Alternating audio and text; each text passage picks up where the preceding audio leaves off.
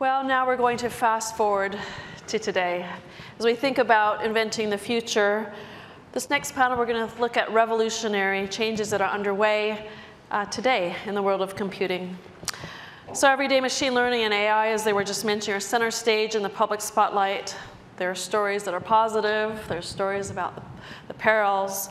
Perhaps similar to other inflection points in computing history, we can see a lot of momentum and change, and the way forward may seem uncertain.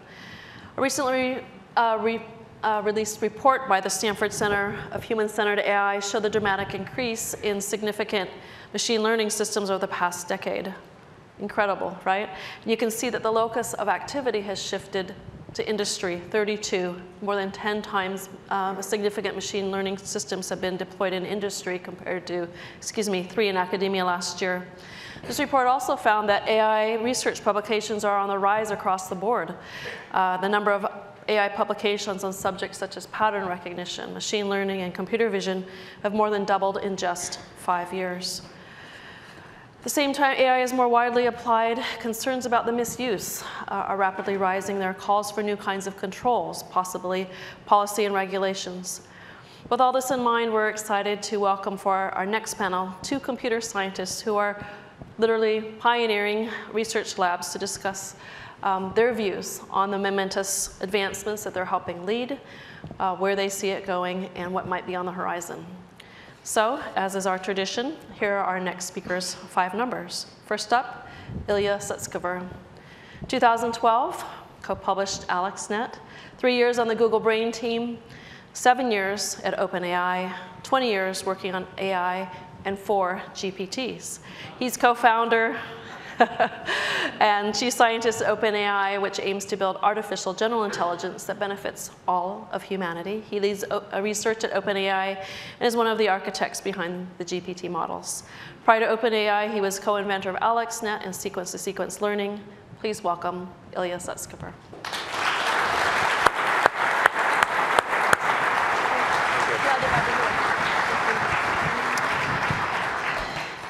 Next, Ora Korovets.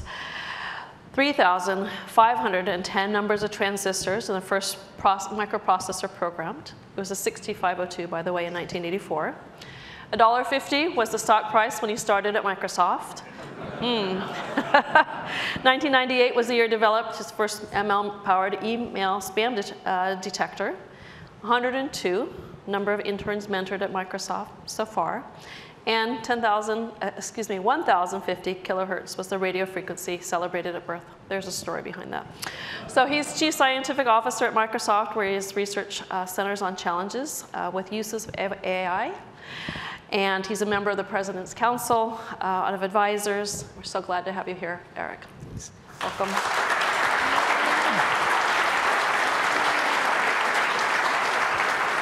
And here to moderate our conversation is Diane Sylvain. She's a professor of computer science and adjunct professor of mathematics at Tufts. She was appointed to the National Science Board in 2008 and served as its chair for 4 years until 2020. She currently serves on our own board of trustees here at CHM. Please welcome Diane.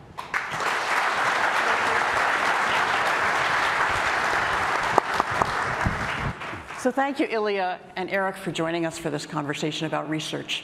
We want to divide our conversation into 2 parts. We'd like to start by talking about connecting Alto's legacy to your current research that's on the edge. But to kick it off, I'd like to turn to Eric first and ask you, how did the Alto affect you personally? The Alto actually had a deep effect on me. I walked into an office, a computing room at Margaret Jacks Hall in the early 80s. I was just coming in to Stanford from doing a biophysics undergraduate degree, focusing on neurobiology. And I was stunned at seeing something that I thought, as a mainframe programmer at the time, was delivered from the future. That artifact led me to really pursue, like, who was the team behind this? What was the research story? And that brought me, we've heard the name JCR, or Joseph Licklider today. Before Licklider, Vannevar Bush. After Licklider, Doug Engelbart. it really set me up and it framed the research I came to do, which intentionally focused on Licklider's dream of pursuing human-computer symbiosis, as he called it, doing that well. That's great. So now, for both of you, how are your organization's current cultures and environments, how are they framed, and how does that maybe compare to PARC? Let's start with you, Ilya. Yeah. So,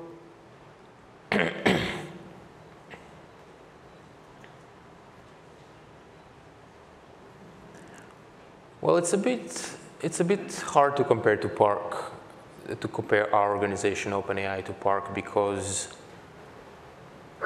to the best of my knowledge, PARC was facing quite a different problem, and they had a different, maybe I'll put it this way.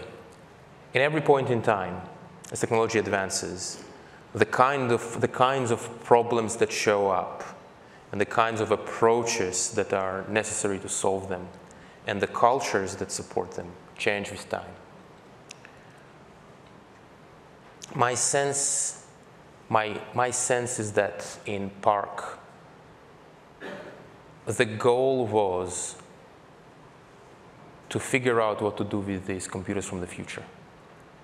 So you had all these great researchers who tried to do interesting things with those computers, and they discovered new ways to use those computers that no one could have imagined before them. Mm-hmm. At OpenAI, the situation is different. The situation has been different because, well, maybe to add additional context, OpenAI has been around for 7 years now. So it's not a very old organization, but it's also not a very new organization either. The culture of OpenAI has changed over time as we got more and more clarity about how to make progress. In the first year, our culture was a little bit more exploratory. We were trying to understand what it is that we want to do and hone in on the big ideas that we wanted to pursue. And then as time went on, our culture started to adopt more aspects of large-scale engineering projects. Because our goal is not just to invent something, our goal is also to build it. Mm-hmm. And building requires a really strong engineering culture, where large teams are working together to produce sophisticated engineering artifacts. And probably that would be the biggest difference from PARC, if I had to make a guess. Mm-hmm. Thank you. So Eric, what would you say? So most of my time at Microsoft has been spent at Microsoft Research.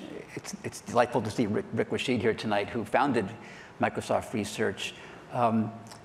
2 years ago, I moved into becoming Chief Scientific Officer after serving as Director of Microsoft Research for a number of years, and before that, the Director of our lab on the main campus at Microsoft.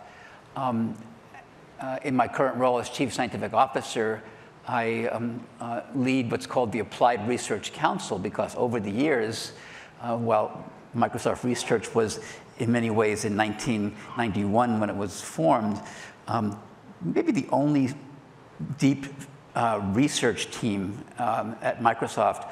Over the years, we saw teams, HoloLens, for example, our search teams, cloud research, growing across campus. So now we have kind of a nexus that we actually coordinate through something called the Applied Research Council, which is very interesting for me to co-chair. But Microsoft Research, Rick, I think, had it right when he put as the first mission, part of the mission statement, advance the state of the art. There was no mention of Microsoft in that statement. And that was taken to heart in thinking out of the box. In fact, I don't know if Rick's here tonight, but he remembers in my first year at Microsoft Research, I just come up from Stanford, and I was really excited about many, many things, including shipping stuff, changing the world through Microsoft's current applications and services. And at my first review with Rick, he said to me, it's all very exciting, Eric, what you're doing with all these product teams, and I'm sure they're very thankful. but are you sure you're spending your time in the right place? And the fact that the lead at the time, and I inherited this spirit when I worked with people when I came into a senior role, was to really think deeply and unleash creative powers, along with that notion of thinking out of the box and not really being constrained by current products or current understandings, was this idea of openness. So one of the deepest principle at Microsoft Research was there are no controls on publications or your interactions with the researchers in the open world. This is reminiscent of hearing Alan Kay talk about the ARPA community. Because we're all part of a very large community, even at a company like Microsoft, we're connected deeply with other companies, with universities, and having that community being part of our thinking process was always very, very important. This idea of an open research lab in many, many ways. And so I think the openness, the creativity being pushed, the thinking out of the box. One of the ways I would justify some of the things that we were doing in recent years was very Alto-like.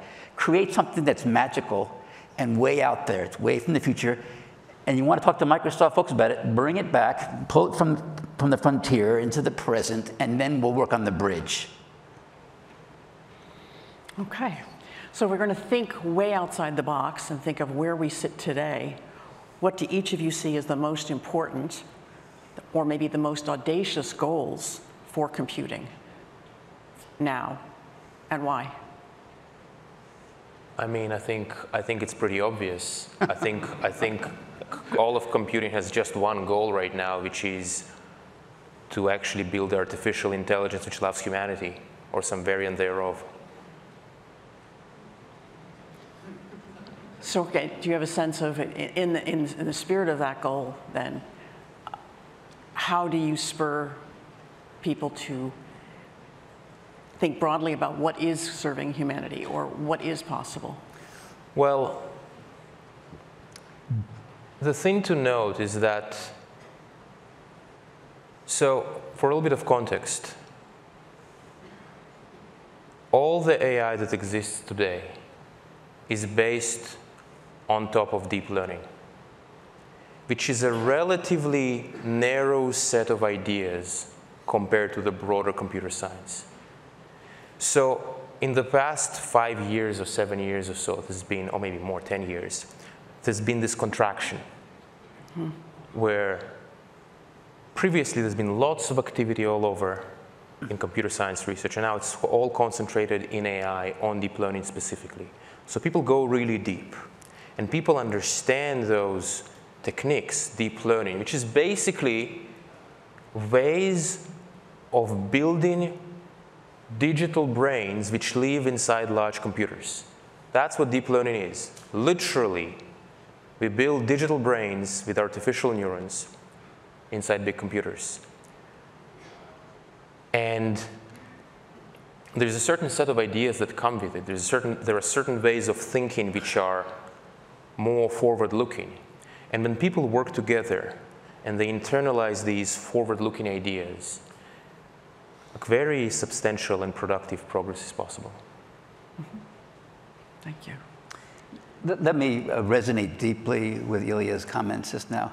By the way, I'm sure we both remember a meeting maybe 4 or 5 years ago, an early Microsoft OpenAI meeting in a conference room, where at some point in time, Ilya got up to the whiteboard and he drew the plan for general artificial intelligence. And we just sat there with our mouths open because, you know, I brought with me a set of serious, quote unquote, Microsoft researchers who were like, okay, can you draw that again? Can you show me what that piece means? And you know, Ilya, you see him right here. I mean, he's very serious. He said, here's what we're going to do. Mm-hmm. Let me just mention, I mentioned earlier that I came to Stanford with, you know, from undergraduate training in biophysics with a focus on neurobiology. I spent 2 years in darkened laboratories looking at oscilloscopes, what neurons were doing in small animals, trying to figure out like how this relates to thinking, to human minds, to the foundations of intellect. course, there's a big gap there. And I decided in heading to Stanford that the fastest way to get insights about what might be going on in our own minds was through computation.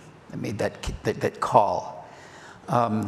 So for me, the audacious goal in computing today is to understand deeply, for humanity to understand deeply the foundations of mind, of human intellect. And many things will come of that, of course. Now, I think that Ilya and I are very much aligned on that right now. Let me just mention a couple of shorter-term goals, briefly. I think, and this gets back to comments we heard earlier about from Butler and Alan Kay, what's going on with the other 1,000 orders of magnitude, or was it 100? And let me just say that I would love for everybody in this room, if you haven't done so yet, to read through Vannevar Bush's vision, as we may think, and J.C.R. Licklider's vision of human-machine symbiosis. We're nowhere near the vision that those ARPA funders were so excited about and why the lab, why PARC existed. I've made this part of my research agenda. It's a chunk of it over the years. But think about this. Computing systems should be reasoning about how to complement people in a deep way. They should understand our thinking processes, understand the gaps in our reasoning, how to best complement us in whether it be creativity or logical reasoning or synthesis, abstraction. If you read the beautiful writings of Licklider, he was also a psychologist, by the way, interested in computing. The very moment he saw his first interactive computer, from my understanding, which was the Whirlwind machine, he had this gigantic vision, like, these machines someday would be scientific apprentices. They would be doing the work to help human scientists understand and extend their thinking in ways that you could only do if you understand human thinking. So I see that as a near-term audacious goal to really continue on and push on the vision that Licklider laid down. That's the vision behind the Alto, which is part of the way there. And it was a big jump at the time. And then I'll just also mention a third goal, and I think Ilya and I would agree with this also. Even today, we're seeing incredible opportunities to apply various forms of AI, not just deep learning, but of course the advances of deep learning are really impressive for the biosciences and healthcare in particular. I think we're going to see huge transformation of medicine, and we're going to see an incredible acceleration in bioscience over the next decade. So that ties very well into the next question. I have a three-part question about the future. First, what do you hope will happen? Let's see. So what I hope will happen is that as the field keeps on making progress and artificial intelligence gets smarter and smarter, it is eventually built and it's used to solve a huge number of problems that society has. A lot of problems that have been intractable for a long time around, from small things like global warming to international relationships to massive scale, mega cheap autonomous healthcare to curing lots of diseases and extending life and living on other planets. I think all of this could happen. It'd be rather nice. Okay. We're very much aligned. Look, it's clear, I think, to everybody in this room, especially given the recent developments, many thanks to the work that Ilya has been leading, that AI will be in various forms, but largely, I think, expanding out now from the deep learning research program and expanding beyond that, calling back to other aspects of AI as well, will be extremely disruptive to humanity. Now, disruption is not a bad thing, but it raises our anxieties and makes us apprehensive. What I'm hoping for is that it all goes well.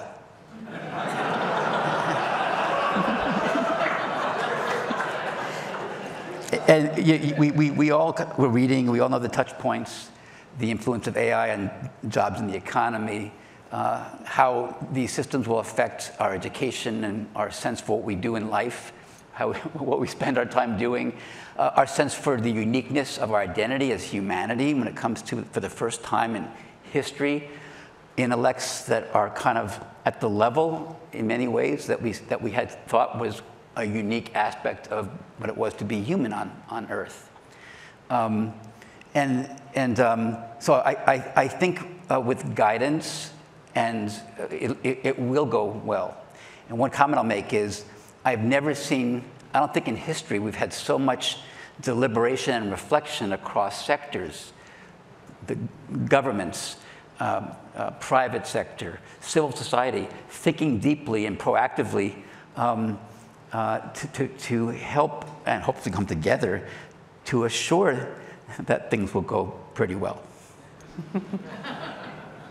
So your answer leads into both of the other parts of the question. You've mapped things out in a good way. A part we want to think about briefly, maybe, is what do you fear will happen or might happen? Yeah, so I can talk about what it is that I do not want to happen. Right.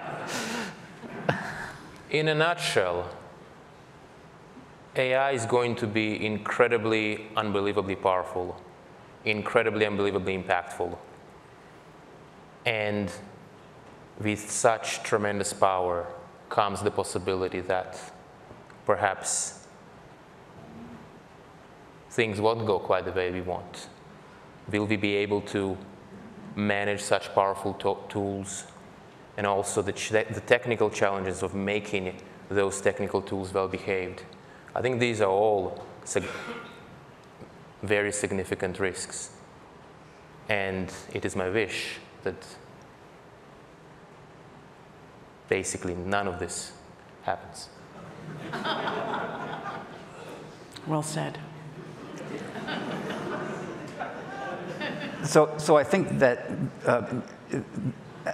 many things can go awry, and there are limitations and rough edges in these systems. One of my primary concerns with the advances in AI, and I love what Alan Kay said about what Doug Engelbart had said about what you do when you come upon new powers through technology.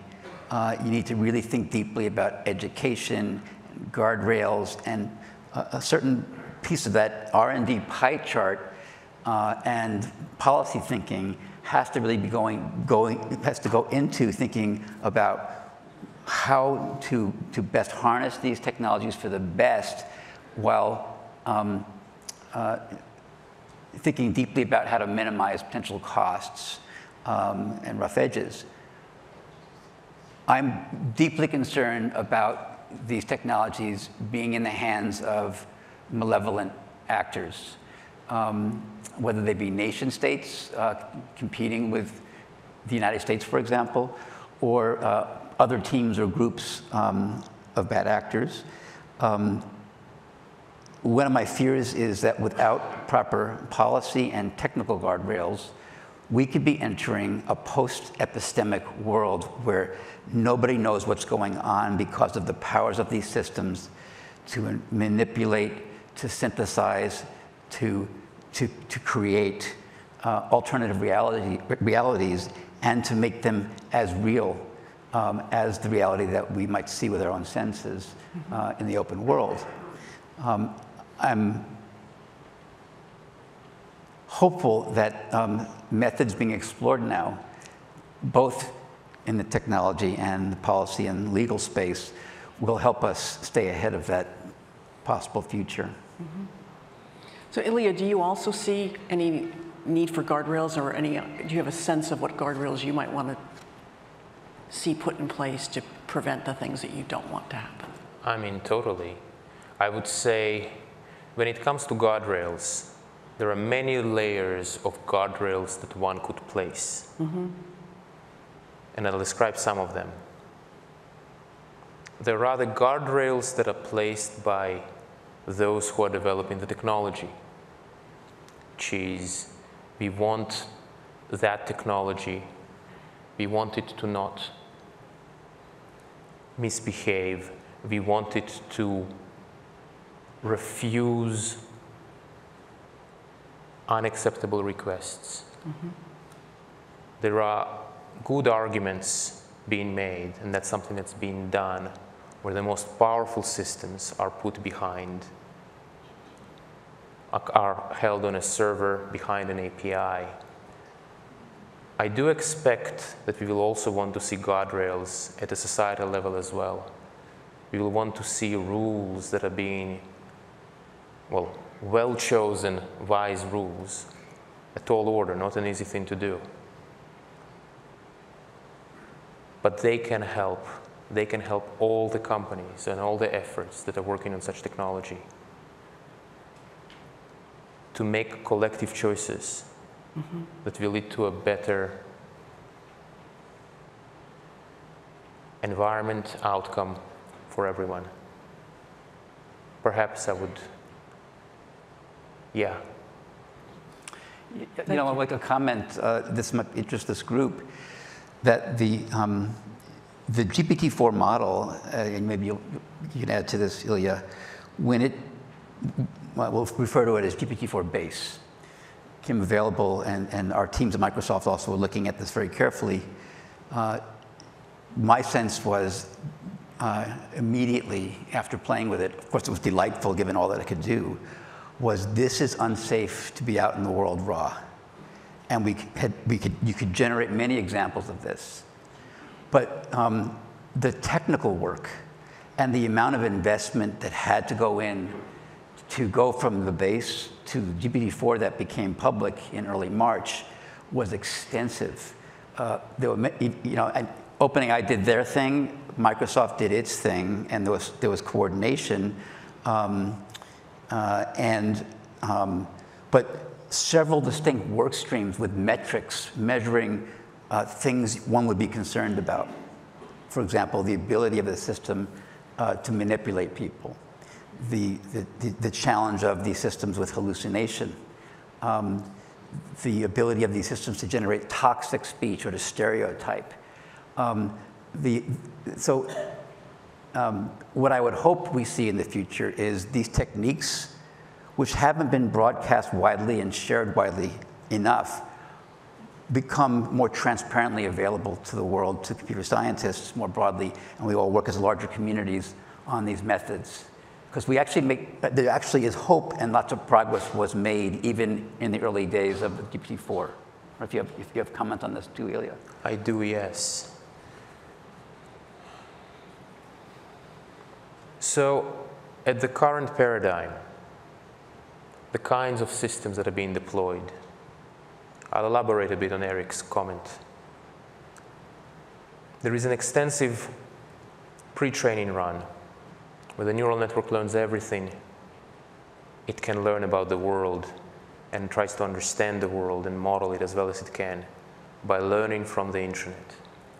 And then there is an additional step where we shape the behavior of the neural network in a fairly fine-grained manner so that it acts in according to a high-level specification. So we design a high-level specification of the behavior of the neural network, and then we imprint it on it. And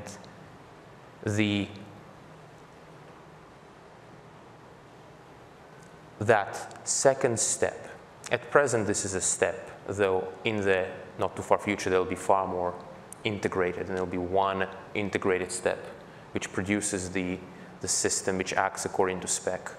This is the technical part of producing the system that you see if, for example, you use GPT-4. And indeed, it's been used by a lot of people so far, and it has resisted, let's say, people try to poke it quite intensively, and it has resisted quite well. But it is important to keep in mind that this is just the technical part of the problem, right? Which is very important, and it's going to be increasingly more important as the power of those systems increase. And the thing to remember, their power is going to be far greater than it is today. So the importance of making the system itself safe on the technical side will keep on increasing. But then in addition, we will want to see governments and society understand these AI systems and develop in a sense, antibodies to some of the concerns which Eric has outlined. I think he used the phrase, something with epistemic. It's about some phrase, and where it's hard to understand what is real and what is not. It may happen, but we also have the but perhaps we will get used to not trusting blindly things that we read on the internet. So just in a final sentence, can you say something about what you predict will happen? Yeah.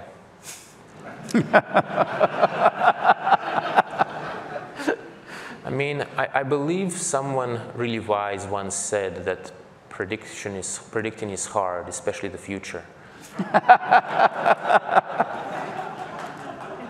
I think it's fair to say, like if I were to make, like, here's what I predict will happen. I think AI will continue to make progress. I think we will see AI becoming the single most discussed subject in society. I think we will see a whole lot of people starting to think about the questions that are posed by AIs and starting to come up with creative and unexpected solutions that we haven't thought of yet. I think that we will see a huge number of incredible applications and incredible uses of AI, and we'll see lots of existing problems indeed starting to be solved. We'll see a huge amount of economic growth. And we'll also see new problems that are caused by AI that we've never seen before. I think all of these things will happen at the same time. The precise proportions are unpredictable. But yeah, it will be not boring. A quick sentence. Sure.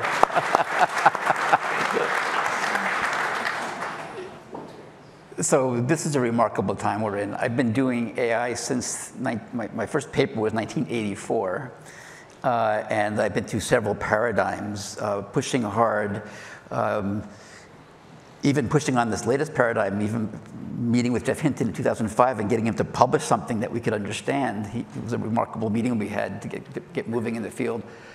I think that 500 years from now, the next 15 years will be recognizable. And I'm hoping for the best, but it'll be transformational. That transformation will include magical breakthroughs we didn't expect in the sciences. I'm optimistic it's going to go well, but there will be rough edges. Okay, so in closing, can you please help us follow a CHM tradition and share a one word of advice? Is it here? Mine is explore. And why did you choose explore? Oh, I think that's what I've been doing all my life, and it's such a human, foundational aspiration to explore and learn. Thank you. Ilya. Mine is persevere. Because when things are going easy, it's pretty fun, and it doesn't take much effort to keep going, but when things are getting difficult, that's where perseverance matters, and these are the most decisive moments. Well, thank you both, Eric and Ilya, for a wonderful conversation.